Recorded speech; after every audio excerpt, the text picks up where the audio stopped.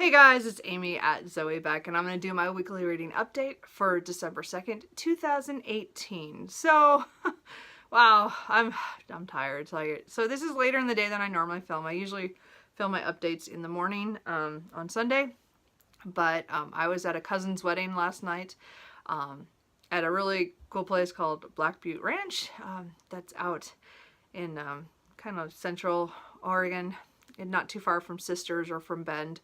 So it's, you know, kind of one of those community things, like, you know, people go there during the skiing season.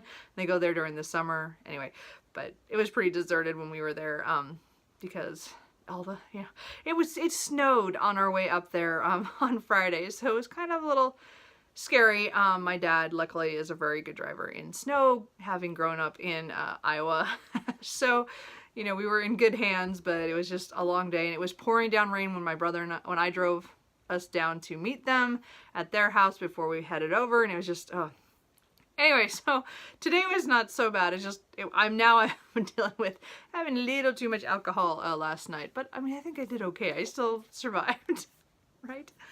Anyway, so that's a little update. Anyway, so we'll go on to what books I read this week and what I'm kind of in the middle of, and then I'm not sure what I'm going to read after that. So let's go into that. So the first book I finished was The Farm in the Green Mountains by Alice Herdan Zuckmeyer.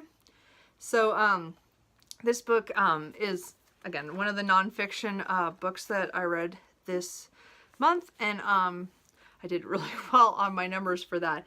So this was a story about two German immigrants who came over right before the war broke out, World War II, and because the husband was a playwright, and I guess he said some things maybe not so nice about Hitler.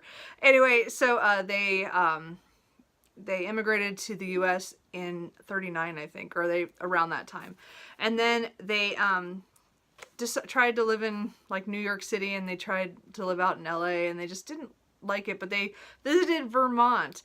And so I got this because I just been to Vermont a couple months ago. So when I heard about this, I thought, oh, I want to read about this. So this is them having a little farm in Vermont through the war, like the war years. So it's mostly about the farm. Like, it's not so much about all the war stuff. It's just, it was kind of interesting to hear about their little farm. And again, mostly they had goats and chickens and things like that. And they had, you know, they had a lot of acreage, but they didn't use a lot of it. They were renting it. And so it was just, the house was old. So there's some weird things about that, and the people that they hired, and then a lot of stuff about them, you know, and the things that they were doing. So overall, I really liked this. There was a few things near the end. I don't know why. She gives, I think, 2 chapters to Dartmouth, the university. And I understand that she was going there. The part about the library was cool, but there's another part where I'm like, I don't need to know the history of this university. It was just weird to me. Anyway, but other than that, I really enjoyed this read, and I'm glad I read it. And it's definitely one that I'll be passing on to my dad to read. And then in my car, I finished Smoke Gets in Your Eyes by Caitlin Doherty. So, again, this is one of those ones that I heard about last year, and, you know, everybody seems to like it. So I was like, oh, I'll listen. I had got it on sale at some point on Audible. And so I finally decided to just read it. Again, I always get the library book from if I'm listening to a book I don't have physically, so I can kind of follow along page count wise. So this is Smoke Gets in Your Eyes and Other Lessons from the Crematory. And I thought this was really funny. I really enjoyed this, and also kind of eye-opening on thinking about, you know, we're all gonna die. I mean, there's not a problem with that. Again, as I told you, I've read too many books recently about death because of what I was writing for NaNoWriMo, and as well as stuff that happened at work and stuff. So the thing is that this, though, is really good about talking about things you should really think about before somebody dies, like find out what they really want and which way you want to deal with it with your body afterwards. And again, I thought it was really fun. There were some kind of cringy moments, but I think she was being honest about, you know, being 23 and you know, and being in this industry and some of the stuff that happened. So I really did enjoy that. It was a fun audiobook. It's definitely one that I would probably re-listen to later on, just because there was a lot of good stuff in there. And then I picked up kind of a funny one. I don't remember where I saw this, and I wish I could. I just remember I asked for it from my library right away, and I keep thinking I saw it for some list or for some award, but I could not find any record of it online, so maybe I just imagined that, and it was just somebody who was talking about this book, and I don't have a clue who it was or where. So this is Draw Your Weapons by Sarah Centilles? I'm not sure how you say that. Because again, I don't remember where I saw it. As I said, I think I saw it in an article, I thought. Anyway, so this was a really weird book. I mean, I'm just going to say it's weird because it's talking about art, and then it's talking about war, and it's talking about reacting to things. I really liked it because it's one of those, it was very short. They're not like even the chapters. It's just they were short sections. So you'd read about one thing here, and then you'd read about something else, and then you'd go back to this. It would kind of connect, and then this paragraph would connect with this one. And it was like each chapter had like 2 or 3 threads that you were getting a little bit information on stuff from different sources. I mean, she has all her notes in the back. Or I think this was the one with the notes in the back. God, I thought so. Yeah, so there's notes in the back and stuff. I really, really enjoyed this. I'm actually kind of surprised at how much I like this. So, I actually ordered a copy of this already. So I'll be getting my own physical copy because it's a book I think I want to reread. And again, the main stories supposedly are supposed to be about 2 men. One who went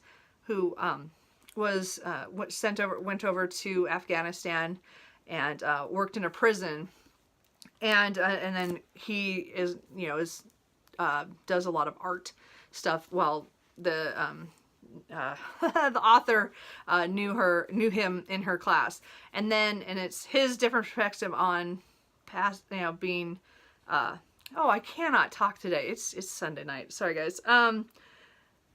Being against war completely, and then realizing that not everybody has that option and stuff. And so there are different parts of that. And then there's an older man who, during World War II, he decided he did not want to fight. So he actually he got in trouble for that. And during that time, he tried to build a violin, and because he started a woodworking area at where he was at. And it was just, there was a lot of cool stories intermixed in here, a lot of history that I didn't know about, both from World War II as well as from during the Iraq and Afghanistan action and stuff. So, but it was the art and people's reactions to things, and it was just, I'm not describing this very well, but it was really good. And I bought a copy for myself because I know I want to reread it next time and actually make notes, because there's a few things that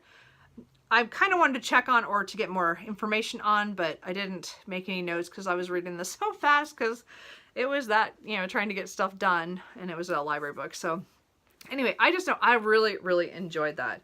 So the only other thing I finished, if I can get my iPad to show up, is I finished an audiobook by it's Haruki Murakami's What I Talk About When I Talk About Running. And this was kind of a different kind of read, and again, I got it because I do like Murakami here and there. Like, again, I'm very much, his books are 50-50 for me. Some of them I just love completely, and then other ones I just don't care for. And then his short stories to me are not, I'm bad at short stories anyway, so I have them, but I've never read any of them. So bad. Anyway, so I got this on sale one day on Audible. So it was a really short book. I think it's not very long. So I think it's under 200 pages. So I listened to this before the end of the month. So again,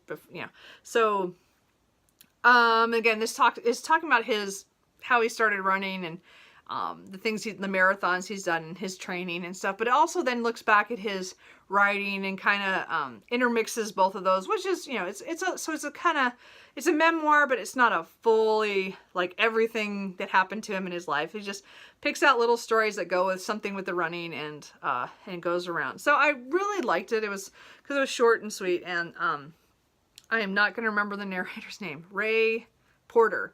And he was fantastic. He was a great narrator, and I really enjoyed that. And I didn't say that The Smoke Gets in Your Eyes is read by Caitlin Doherty, so that was kind of cool. But the narrator for this was awesome. And I can't remember who...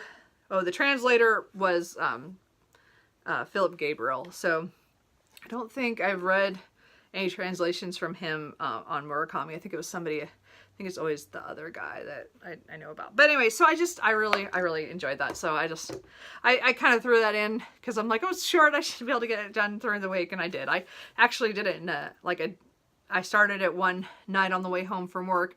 And then the next day was so boring at work. And I had so much paperwork to do where I was just, and it was quiet. So there was not too much distractions. So, cause it was, I think, raining quite a bit. So we weren't working too much. And then, well, no, the other departments, never mind. Anyway, point is I had time and I had not as many phone calls. So I was able to listen to it at work, and I pretty much finished it that day. So it was pretty good. So I did kind of start one more audiobook, and that was Brain on Fire, My Month of Madness by Susanna Cahalan. And I didn't get very far. I only got about, it's 28 pages in here. So the audiobook, I got like an hour or so into it. I'm not sure. I can't remember how far. So I don't know if I'm going to continue with this right now. I think I'm kind of audiobooked out. You know, as I said, I did so much in November. So I think my count comes up to I read 18 things or listened to between the two of different sizes and different kinds of books. So I think I did pretty well for nonfiction in November, because I only read one fiction book during the whole month. And I just think I did really well that way. I think I was mostly avoiding my writing, which I did win NaNoWriMo, so in case you care, I did hit 50,000. I just got a little bit over it, just under 51,000 when I finished on Friday. So as long as I got 50,000 of writing, I did good. So anyway, this is her story about when she started to get sick, and then she loses kind of a month of her life, and so she doesn't really remember everything that happened. And it's really, for me, it was really hard to listen to, like, because she did do some stupid things. I mean, again, I think it really was the illness, but it's still like, you're cringing, like, oh, don't do that. And so I got a little bit into it, and I'm just like, I'm not sure I want to continue with this right now. So I have it on, you know, my Audible. So if I want to pick up an audiobook this month, I will. But I'm not positive I will. I might need a break, and then maybe I'll go back and finish that one at some time. And then the book that I'm in the middle of right now is Kitchen Confidential by Anthony Bourdain, and I am really enjoying this. Now, I am not a cook. I do not like to cook. I actually hate to cook. It's like never been something I like. So it's really funny to be reading something about the restaurant industry and cooking and all this stuff, because he throws out words I'm like, I don't know what that is. And I have to look up stuff all the time on food items, because I don't know what they are. But I am really enjoying it. Again, he had such a brass way of talking about things and just going straight for it. And you know, again, this was written in 2000, so it's quite a long time ago. But this edition has his like handwritten notes in it. So he had gone back in 2012 and reread it and made notes on it, and they released it. So it's, you know, it's slightly updated, but not really. He only made a few notes here and there, so it was just kind of fun for that. But again, it is making me think about things with food. I'm horrible about paying attention to some things like that. I hate to cook, guys. It has been like, that's the one thing, like, I just don't care about. Anyway, so I'm so bad. I love food, clearly, but I don't like to cook. I'm very bad about that. So anyway, so going into this next week, again, I'm going to focus on The Kitchen Confidential. I only got, let's see, I'm about 122 pages in, and it's about 370 something. So, you know, this is going to take me a few days. Again, I said my reading's slowed down now that I'm not going to force myself to write every day, and I'm using it as a procrastination thing. But we'll see. I might still, you know, get this done pretty quickly, and then I can move on to my huge TBR for December, if you've seen that or not. And I'll pick up one of these 4 books, the big ones. I'm going to pick up that next and try to get at least one of the monsters of the books I want to finish before the end of the year. We'll see which one I pick up. I'm not quite sure yet. So anyway, so hope you guys are having had a good reading month in November. How did your nonfiction November go? Did you guys get to read a lot of things? I mean, I read so many good books. I'm so excited that I did all that, and I'm also glad that I bought when you see my book haul, you know. Anyway, the point is that of course I always like add more books after I finish them, because that's just the way it goes, and more books are of course on the list that I would like to try next time around. So but I'm glad I read so much nonfiction. That was awesome. So what are you guys reading? Anything you think is that I need to know? I don't know. My mind has just gone. I'm tired. It's been a long weekend. It was fun, but there was snow, and that was not fun. So anyway, I will talk to you guys later. Bye.